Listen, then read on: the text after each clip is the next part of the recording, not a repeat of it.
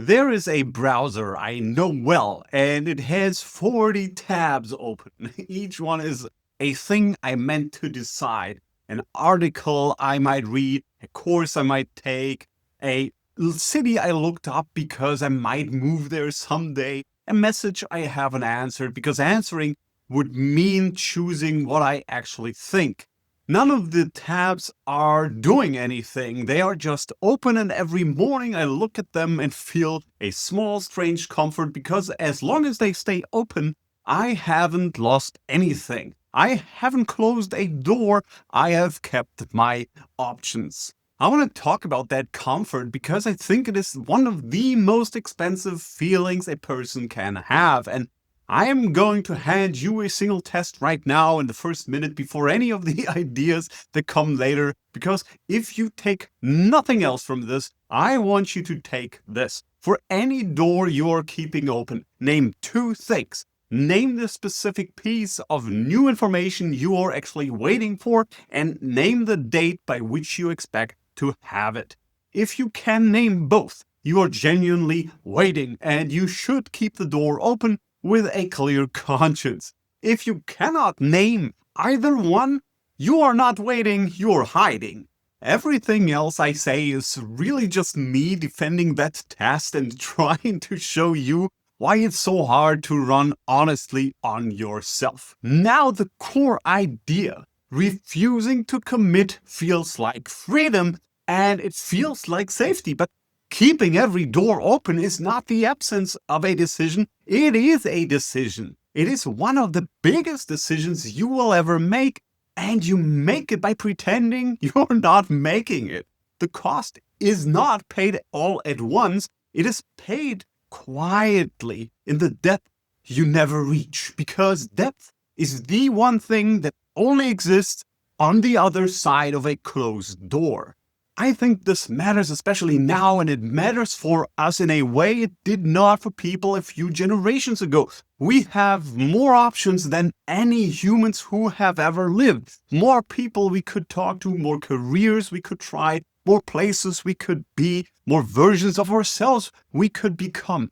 And I want to be honest about something we usually leave out. A lot of those open tabs are not accidents. Someone built them to stay open. The feed that never ends, the endless catalog of people and jobs and places and ourselves, these are not neutral. There are companies whose entire business depends on you never closing the tab, never deciding, never leaving.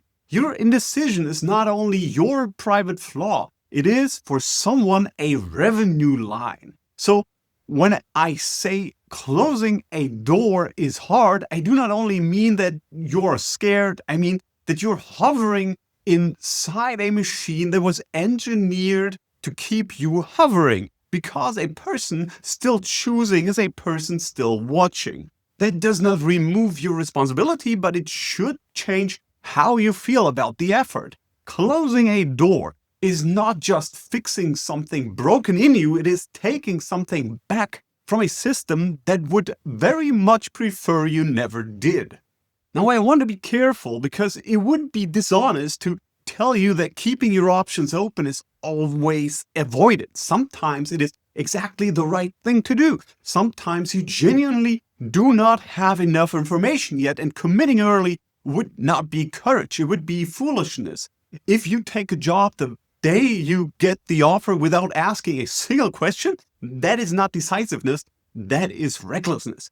If you marry someone you met 3 weeks ago, staying open a while longer is not fear, it is wisdom.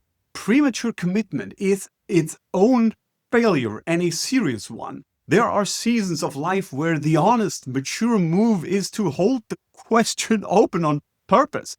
Gather information and refuse to close early. Sometimes that is true. And that is exactly why the test matters, because the difference between those seasons and simply hiding is whether you can name the information and the date. Most of the doors we keep open, we are not keeping open to gather anything. We stopped gathering a long time ago. There's some research worth sitting with here, and I want to represent it honestly, including what it does not prove. The psychologist Dan Gilbert ran a study at Harvard where students took a photography course and got to make two prints. In one condition, they were told their choice of which print to keep was final. In the other condition, they were told they could swap it later if they changed their mind. The people who could change their mind, who kept their option open, ended up less satisfied with their photo than the people whose choice was locked. The reversible choice made them less happy, not more. Now, I want to be precise about what this is. It is one study with a small number of students doing a specific low-stakes task. It is not proof about your marriage or your career. You shouldn't build your life on a photography experiment. But it points at something a lot of other work echoes, which is that an open option does not just sit there neutrally. It keeps a part of your mind running in the background, still evaluating, still comparing, still unable to fully arrive. The open door does not only preserve possibility, it also prevents settling. And settling, in the good sense, is what lets you go deep. I noticed this in myself, and it was not comfortable to see. For a long time, I told myself I was a person who liked to keep my options open because I was thoughtful, because I weighed things, because I did not want to make a mistake. And there was one specific place where this was very clear. I had ideas I wanted to build, and I wouldn't commit to one. I would work on this a little and that a little and keep a third thing on the back burner, and I called it staying versatile. But if I'm honest, versatile is a generous word for what was happening. There were 3 half-built things on my desk and none of them was finished, and I preferred it that way, though I would never have admitted it, because as long as I had 3 half-built things, I could always tell myself that the real one, the one that would have worked, was still in the pile somewhere, untested, perfect, safe. I was afraid that if I chose one and gave it everything and it did not work, then I would have to know that. I would have to face the result. Keeping my options open let me keep my potential unmeasured, and an unmeasured potential can never disappoint you. It also can never do anything for you. I have a picture I use for this, and I want to be careful because it is a picture and not a proof. When I say it, it can sound like it explains something, and it does not really explain anything. It just helps me see it.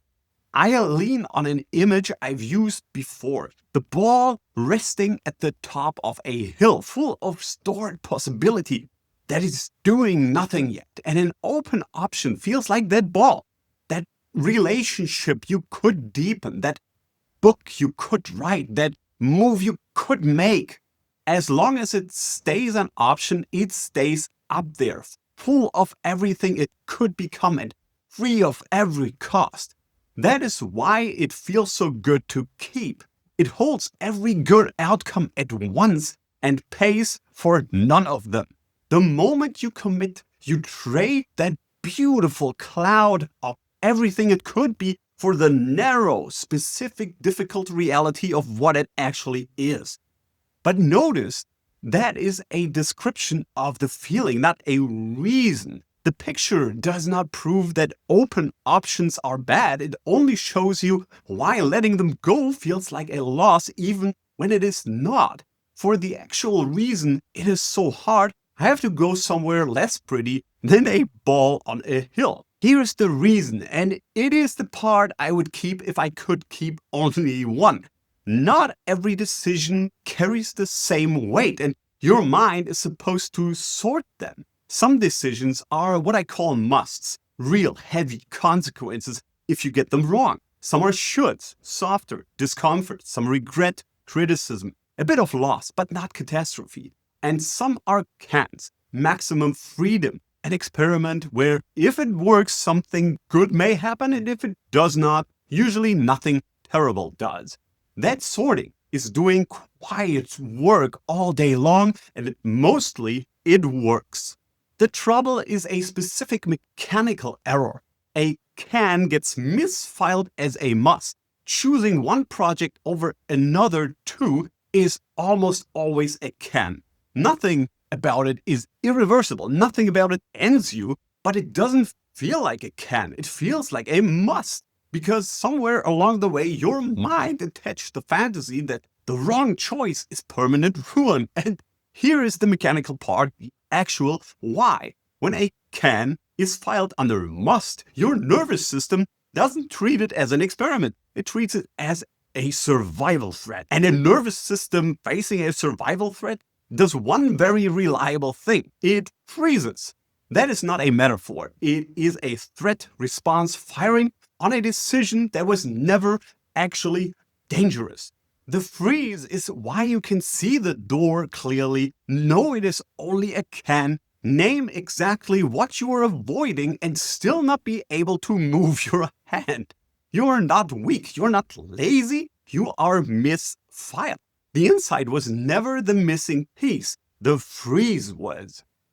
And usually the misfiling did not start with you. Somewhere you learned a rule from someone at an age you cannot remember, and the rule said commitment is dangerous. That closing doors is how you get trapped. Maybe you watched someone you loved close a door and regret it for 30 years. Maybe you were taught that the people who commit are the ones who settle, who give up, who stopped reaching. So you started obeying that rule as if it were fixed. Like closing a door would break something in the universe. It will not.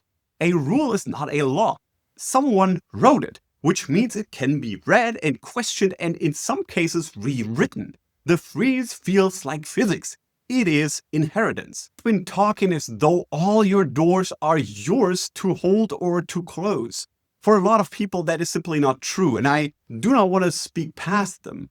Some doors get closed for you without your consent, by force, a diagnosis, a death, a person who leaves, a body that stops cooperating. Something arrives and slams a door you were counting on, and you're standing in a room you never chose to enter with no option left open at all. If that is you, this whole conversation about hovering can sound like a comfortable person's problem, and in a way it is. But I want to say something honest about what that forced closing does, because I think it's the same mechanism running in reverse. When a door is torn off its hinges, the hovering ends. The potential you were protecting is gone, and what is left is brutally real.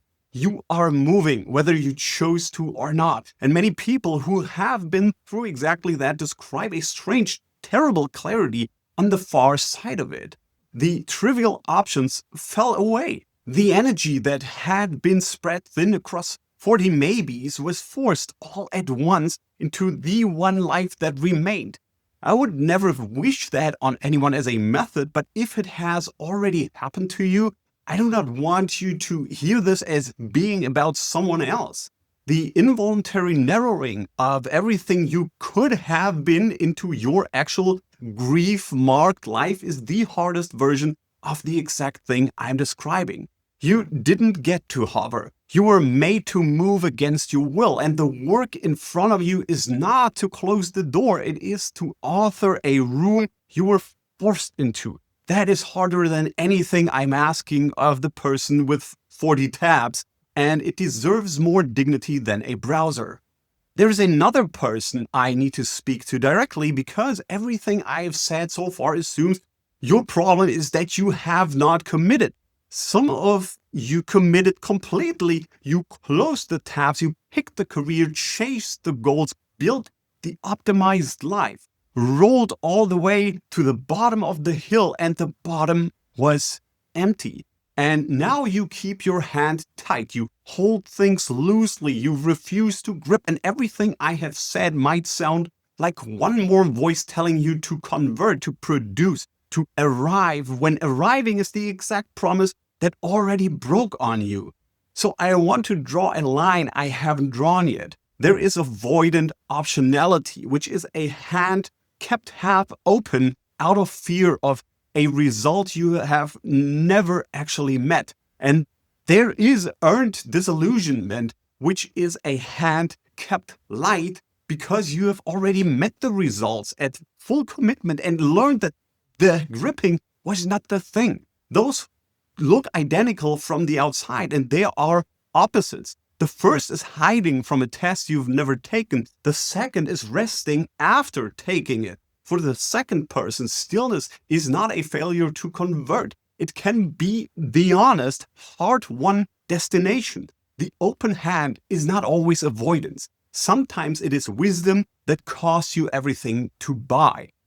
The test still applies, but it comes out differently. If you cannot name what information you're avoiding, one reason might be that you are hiding. Another might be that there is no information you're avoiding because you already have it. And what looks like indecision is actually peace. Only you can tell those apart, and I trust you to. So bring it back to the test I gave you at the start, because now you can feel why it is sharp. Protective optionality is actively gathering something. It has a question it is trying to answer and a rough sense of when it will have the answer. That is why it can name the information and the date. Avoidant optionality is not gathering anything. It stopped learning long ago. It is just holding the door open so it never has to know. The naming test works because the freeze cannot fake it. A misfiled must produces a great deal of feeling and no information at all. If you sit with the door and no specific new fact and no date arrive, that emptiness is the tell. You are not waiting, you are hiding. And I have to acknowledge the real risk because I refuse to pretend it away. Closing a door can be a genuine mistake. You can commit to the wrong person, the wrong path, the wrong project, and it can cost you years. That is real. Commitment is not automatically noble. And I'm not telling you that decisive people are always right and careful people are always afraid. Sometimes the careful person is the wise one. The point was never speed. Slamming doors to prove you are brave is just the misfiling running the other direction. The virtue is accuracy, knowing which kind of door you're actually standing in front of, a real must level. Information poor decision should stay open and you should feel no shame about it. But a can level information rich door you have kept open for years out of a fear you inherited and never examined is not caution. It is a life quietly not being lived. And here the honest question is not whether to decide today. It is whether you're willing to see that an old rule and an unexamined fear are already deciding for you quietly by default. Because when you keep a door open long enough, the openness stops being a pause and becomes the outcome. You didn't decide not to walk through it. You decided to stand in the doorway forever, which is itself a full and final decision, just one you never admitted to making. The person who keeps a relationship undefined for a decade did not avoid choosing. They chose that decade in the doorway. The honest version is to look at that door and say, if I'm going to keep it open, I'm going to know that I am choosing to and know that it is costing, instead of letting a version of me from 20 years ago hold it open on my behalf. So I am not going to leave you with only a question this time, because I have noticed something myself, and maybe in you. I can name the door. I can name that I am hiding. I can name that I stopped gathering information years ago, and I can do all of that naming and still not move, because naming is just one more tab. A sharper question is still a tab. So here is the smallest real motion I know. Pick one door, not all of them, one. The one you already know, the one whose name came up somewhere while I was talking. Then in the next 24 hours, take the smallest reversible action that forces one piece of actual information into your hands. Send the one message you have been drafting in your head for months. Book the one call. Ask the one direct question whose answer you have been avoiding. Say the sentence out loud to the person who needs to hear it. It does not have to be the whole commitment. It has to be small, it has to be real, and it has to produce effect you did not have this morning. Then close the other tabs on the same subject, so the one door stands alone. That is the first roll downhill. Not deciding your entire life, just refusing once today to let the freeze be the final answer. And then, only then, ask yourself the question I keep asking myself. Which door have I kept open so long that keeping it open quietly became my real decision, while the years did the deciding for me? You do not have to answer that in your head anymore. You just took one small action that started to answer it in the world. That is the difference between being seen and being moved. And today, for once, you get to have both.